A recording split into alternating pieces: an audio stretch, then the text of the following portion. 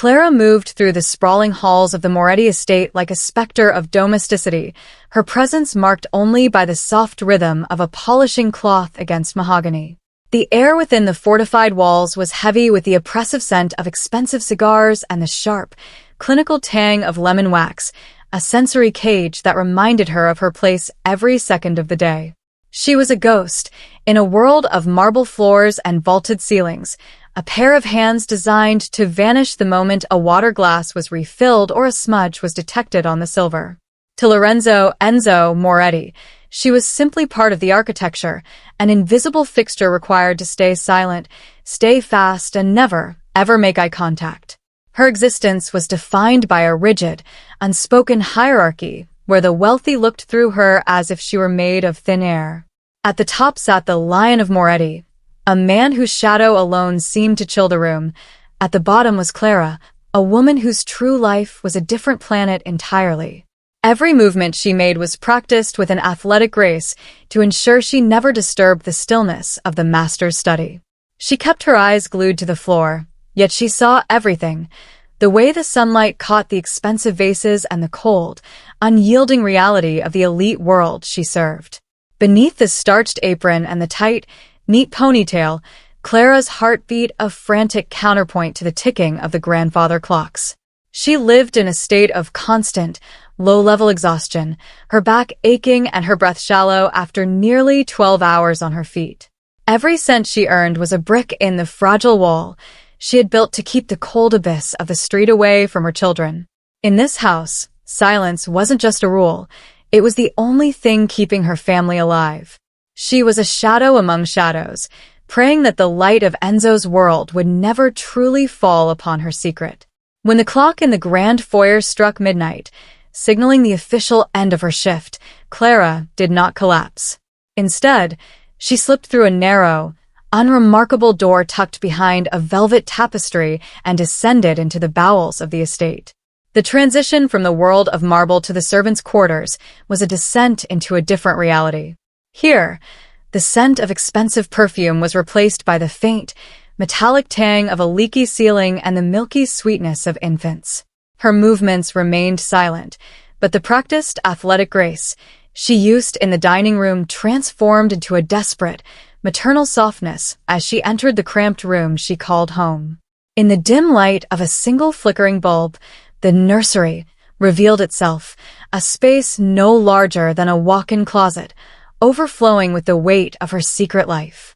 Sophia, barely old enough to understand the gravity of their silence, sat on a threadbare rug, her finger pressed to her lips in a perfect imitation of her mother's invisibility. In the corner, huddled together in a makeshift crib of salvaged crates and soft linens, the twins, Marcelo and Mateo, slept in a tangled heap of innocence. Clara knelt beside them, her aching back finally protesting the 12 hours of standing as a ghost among the elite. She reached out, her fingers trembling as she brushed a stray hair from Sophia's forehead, the girl's eyes reflecting the same, raw and unyielding, instinct for survival that burned in Clara's own chest. This tiny, stifling room was the only place where she wasn't thin air. Here, she was the fragile wall, standing between these three souls and the cold abyss of the street. Every bottle of heart medication for her grandmother, kept hidden beneath a floorboard, and every ounce of specialized food for the babies was a testament to the price of her silence. She looked at the peeling wallpaper and the damp patches on the ceiling, a stark contrast to the opulence just a few floors above, and felt the crushing pressure of the invisible rule. She was a mother hiding in the heart of a fortress, nourishing her children on the scraps of a world that didn't know they existed.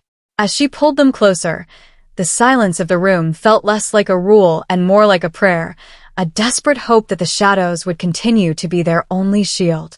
The transition from the sanctuary of the basement to the cold, echoing grandeur of the upper floors always felt like stepping onto a different planet. As Clara adjusted her starched apron, she prepared to face the Lion of Moretti, Enzo, a man whose very presence seemed to suck the warmth from the air. To the world, he was a king. To Clara, he was the ultimate predator in a world of marble floors and white tablecloths. She moved into his study with a practiced, athletic grace, her eyes downcast to avoid the sharp, flinty gaze that looked past her as if she were made of thin air. Enzo Moretti didn't just occupy a room, he commanded it.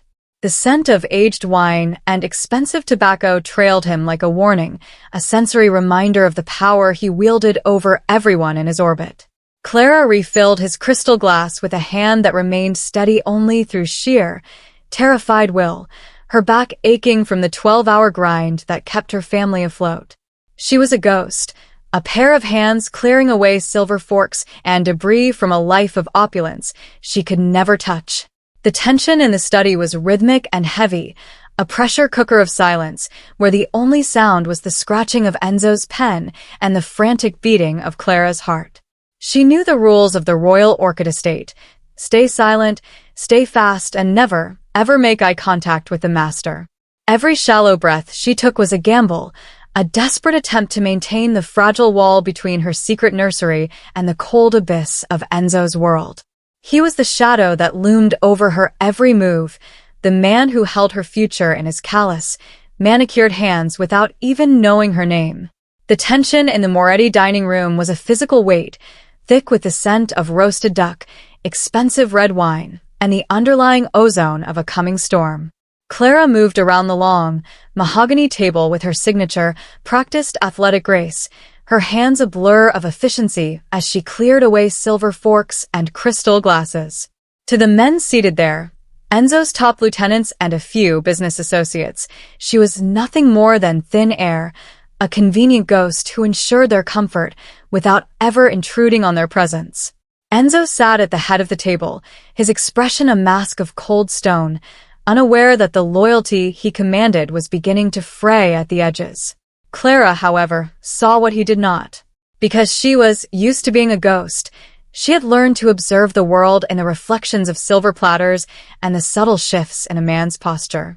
As she leaned in to refill a glass, she caught the sharp, fleeting glance exchanged between two men at the far end of the table, a look that held no respect, only a dark, calculating hunger. The rhythm of the room had changed. The usual boisterous laughter of the elite felt performative and thin. When the glasses were raised for a toast, Clara felt the raw and unyielding instinct that lived in her chest begin to stir. She noticed a slight tremor in the hand of the man to Enzo's right, and the way his eyes darted toward the exit rather than the master he was supposedly honoring. The invisible rule of her survival demanded she keep her eyes down and stay silent, but as the wine was poured, she realized the fragile wall protecting her children was directly tied to the man at the head of the table. If Enzo fell tonight, the chaos that followed would consume the servants' quarters and everyone in them. The mahogany doors of the study didn't just muffle sound. They buried it. Clara stood in the shadow of the heavy velvet drapes, her breath hitched in her throat, her fingers white-knuckled around a discarded crystal decanter. From the other side of the library's false wall, the muffled voices of Enzo's most trusted lieutenants drifted through the vents, stripped of their usual subservient tone. Now they sounded like vultures. The shipment arrives at midnight. A voice whispered, "Luciano," the man who had smiled at Enzo's table only an hour before. "The guards at the north gate are paid off. Once the hid is confirmed, we sweep the estate. No witnesses. No loose ends. Not even the help." The world seemed to tilt beneath Clara's feet. No loose ends meant her. It meant Sophia. It meant the twins. The fragile wall she had spent years building was about to be pulverized by a coup she was never supposed to hear. Her, raw and unyielding, instinct screamed at her to run, to grab her children and vanish into the night, but she knew the Moretti reach. If she fled, they would be hunted. If she stayed and did nothing, they would be collateral damage in a bloodbath. The air in the hallway felt suddenly thin, as if the very oxygen were being sucked out by the gravity of the secret she now carried. She looked at her reflection in a gold-framed mirror, the face of a ghost, a woman who had spent a lifetime being made of thin air.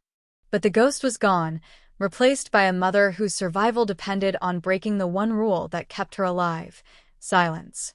She couldn't just be a pair of hands anymore. To save her babies, she had to become a player in a game that usually ended in a shallow grave. The realization settled over her like a shroud. She couldn't wait for the poison toast to take effect. She had to move now, through the world of marble one last time, not as a servant, but as a messenger of death. Clara's heart hammered against her ribs, a frantic, trapped bird as she watched Enzo move toward the heavy double doors of his private quarters. The invisible rule that had kept her safe for years felt like a noose, but the memory of Sophia's quiet breathing and the twins' innocent sleep in the nursery secret below acted as a sharp, cold blade, cutting through her terror. "Sir." The word tore from her throat, raw and unyielding, shattering the tomb-like silence of the marble hallway. Enzo stopped dead. He didn't turn at first, his broad shoulders tensing under the charcoal fabric of his suit. When he finally pivoted, his eyes were like flint, looking at her not as a ghost or thin air for the first time, but as a person, a glitch in his perfectly ordered world. "You spoke," he said, his voice a low, dangerous rumble that made the fragile wall of Clara's composure tremble. Clara didn't back down. She stepped into his path, her athletically graceful stride replaced by a grounded, desperate stance. She knew the stakes. If she failed to convince him, the cold abyss of the street would be the least of her worries. Death was already inside the house. "They're coming for you," she whispered, her voice shaking but clear. "The north gate is compromised. Luciano, he's already signaled the sweep." The air in the hallway turned arctic. Enzo's hand drifted toward the polished handgun at his side, his gaze searching hers for the lie he expected to find. Clara felt the weight of her secret life pressing down on her, the 12-hour shifts, the medical bills, and the hidden babies all culminating in this single, terrifying moment of eye contact. "Why tell me?" Enzo asked, stepping closer until he loomed over her like the Lion of Moretti he was. "Because I have 3 reasons in the basement who won't survive the night if this house falls," Clara replied, her maternal instinct finally overrunning her fear. "I'm not saving you, Mr. Moretti. I'm bargaining for them." Enzo's fingers hovered over the grip of his weapon, his eyes tracking every micro-expression on Clara's face. The world of marble seemed to shrink until there was only the two of them, the hunter and the ghost. He didn't see a maid anymore. He saw a woman whose raw and unyielding honesty was cutting through the layers of deception that usually surrounded him. "You're bargaining with me?" he repeated, his voice dropping to a dangerous, silk-thin whisper. He stepped closer, invading her space until the scent of expensive tobacco and aged wine was overwhelming. "Most people in this house are too afraid to breathe in my presence, and you come to me with a story of betrayal to save. What? Babies." Clara felt her black service vest tightening with every shallow breath, but she didn't look down. She couldn't afford to be a ghost who kept her eyes down anymore. "Marcello, Matteo, and Sofia," she said, her voice gaining a steel edge. "They are in the servants' quarters. If Luciano's men sweep this estate, they won't stop to ask who belongs to whom. They will clear every room." Enzo studied her for a long, agonizing moment. He was used to being made of thin air to the people who served him, but now he was looking at the fragile wall that stood between this woman and the cold abyss of the street. He saw the practiced athletic grace in the way she stood her ground, even as her hands trembled against her starched apron. "If you're lying, Clara Valeni," he said, using her name for the first time, "there is no corner of this world where I won't find you." "Then find me," she countered, her heart beating a frantic rhythm against her ribs. "But first save them. Because if you don't move now, there won't be a world left for you to find anyone in." Enzo's flinty gaze shifted toward the north gate on his security monitors. The skepticism in his eyes was replaced by a cold, calculating fire. He realized that this invisible woman had seen the truth that his own lieutenants had hidden behind marble floors and white tablecloths. The air in the grand hallway shattered as the first explosion rocked the north gate, the distant boom vibrating through the marble floors beneath Clara's feet. Enzo didn't hesitate. He grabbed Clara by the arm, his grip like iron, as he pulled her toward a concealed panel in the mahogany wainscoting. "Show me," he barked, his voice cutting through the rising alarm of the estate's security sirens. Clara led him into the narrow, dark service arteries of the house, passages meant for laundry and waste, far from the scent of expensive perfume that usually filled the upper floors. Her practiced athletic grace was now a frantic sprint, her breath coming in shallow gasps as the sound of gunfire began to echo from the gardens. She wasn't a ghost anymore. She was a beacon, leading the Lion of Moretti through the bowels of his own fortress. As they descended, the opulence stripped away, replaced by the damp chill of the lower levels. They reached the heavy, unremarkable door of the servants' quarters just as the sound of heavy boots thudded in the corridor above. Clara burst into the room, her eyes wild as they landed on the makeshift crib. Sophia was already awake, her small face pale with terror, clutching the edge of the crate where Marcello and Matteo had begun to wail. "Get them," Enzo ordered, stepping into the doorway and drawing his weapon, his frame shielding the entrance as a shadow fell across the hall. Clara scooped the twins into her arms, their weight a grounding force against the cold abyss of her fear. She looked at Enzo, who stood amidst the peeling wallpaper and leaking ceiling of her world, a king in a cellar. For a heartbeat, the invisible rule was dead. He wasn't the master, and she wasn't the help. They were two parents in a war zone. "Stay behind me," Enzo commanded, his flinty gaze fixed on the hallway where the first of Luciano's hitters appeared. "I don't leave my debts unpaid, and tonight, I owe you everything." The air in the grand hallway shattered as the first explosion rocked the north gate, the distant boom vibrating through the marble floors beneath Clara's feet. Enzo didn't hesitate. He grabbed Clara by the arm, his grip like iron, as he pulled her toward a concealed panel in the mahogany wainscoting. "Show me," he barked, his voice cutting through the rising alarm of the estate's security sirens. Clara led him into the narrow, dark service arteries of the house, passages meant for laundry and waste, far from the scent of expensive perfume that usually filled the upper floors. Her practiced athletic grace was now a frantic sprint, her breath coming in shallow gasps as the sound of gunfire began to echo from the gardens. She wasn't a ghost anymore. She was a beacon, leading the Lion of Moretti through the bowels of his own fortress. As they descended, the opulence stripped away, replaced by the damp chill of the lower levels. They reached the heavy, unremarkable door of the servants' quarters just as the sound of heavy boots thudded in the corridor above. Clara burst into the room, her eyes wild as they landed on the makeshift crib. Sophia was already awake, her small face pale with terror, clutching the edge of the crate where Marcello and Matteo had begun to wail. "Get them," Enzo ordered, stepping into the doorway and drawing his weapon, his frame shielding the entrance as a shadow fell across the hall. Clara scooped the twins into her arms, their weight a grounding force against the cold abyss of her fear. She looked at Enzo, who stood amidst the peeling wallpaper and leaking ceiling of her world, a king in a cellar. For a heartbeat, the invisible rule was dead. He wasn't the master, and she wasn't the help. They were two parents in a war zone. "Stay behind me," Enzo commanded, his flinty gaze fixed on the hallway where the first of Luciano's hitters appeared. "I don't leave my debts unpaid, and tonight, I owe you everything."